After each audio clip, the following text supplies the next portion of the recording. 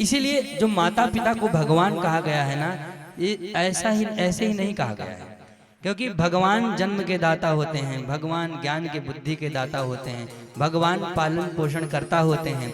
यही सब लक्षण माता पिता में भी होता है। इसलिए जब भगवान को भी अत्यंत प्रिय होकर कहना पड़ा ना, तो क्या कहते हैं भक्त, तुमेव माता च पिता तुमेव।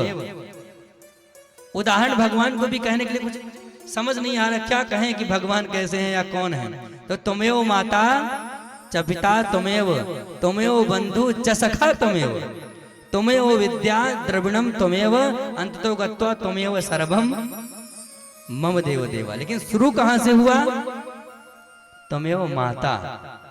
माता ही क्यों, भगवान को माता ही क्यों, क्योंकि माता को मालूम होता है कि पुत्र शैशव अवस्था से लेकर के प्रौढ़ युवा अवस्था तक पुत्र को कब किस चीज की जरूरत है वो केवल माता जानती है।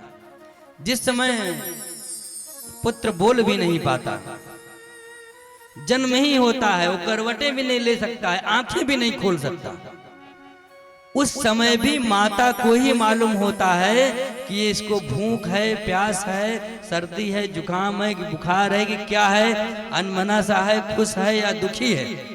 सामान्य व्यक्ति तो देख करके समझ में भी नहीं आएगा कि इसका अनुभव कैसे किया जाए कि ये खुश है या दुखी है या कुछ अनमना सा है, प्रसन्न सा नहीं दिख रहा है। ये किसके अंदर क्षमता है स्कैनिंग की, माँ के अंदर।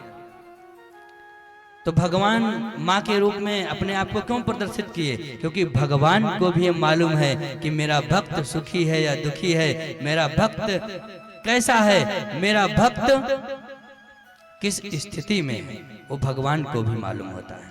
इसलिए भगवान ने सर्वप्रथम किसके बराबर माना, तुमेव माता, उसके बाद च पिता तुमेव, उसके बाद तुमेव बंधु, मित्र लोग बाद में, उसके बाद सखा, तुमेव बंधु च सखा तुमेव, तुमेव विद्या, उसके बाद में हृदय ज्ञान विद्या, ये सब की जरूरत बाद में।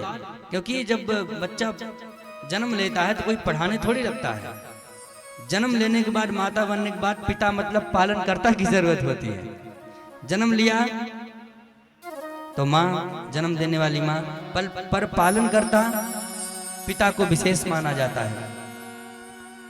उसके बाद में बंधु सखा तो बनते रहते हैं जैसी हमारी योग्यता रहती है, और उसके बाद इन सबको बनते बनाते भगवान हमारे अंतर हृदय में विराजमान हो, और अंतर हृदय में भगवान विराजमान हो, उसके बाद मेरी गति ऐसी हो जाए कि तुमेव सर्वम मम देव देव, तुम ही मेरे सार सर्वस्व हो, तुम ही मेरी मंदिर, तुम ही मेरी पूजा हो, तुम ही सब कुछ हो, ये भावना जागृत हो जाए।